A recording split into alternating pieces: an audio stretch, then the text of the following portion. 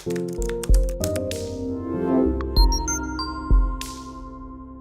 there. In this video, I'll be talking about cross-origin resource sharing, or CORS for short.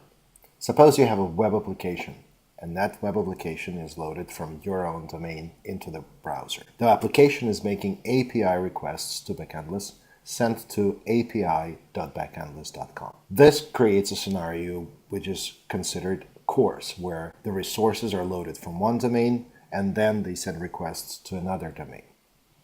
Let me show you an example. Here I have a chat application that is generated by Backendless code generator, which is just a very basic chat. So in here, I can log in as a user, and then I can start sending messages. As you can see, messages are going through, and I could have multiple users using this particular app. Now let's go back to my application, and in here, if we switch to Manage, App Settings, and select Domain Control, you will see that by default it specifies star, which means that your applications could be loaded from anywhere and they will still be able to talk to this particular backend, to this particular app. Let's say I want to restrict it. I'm going to say only foobar.com is allowed. And now if I go back to my application and I try to send another message, here is another message. When I try to send it, I get a network error.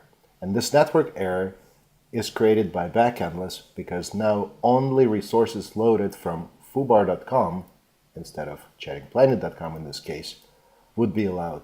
So if I change this to chattingplanet.com and click Save, and now I send another message, you see the message is going through. And this is for the reason that the domain name that I have here and the domain name that I specified match. If I go back to star, which is also allowed, and send another message, it is also going through.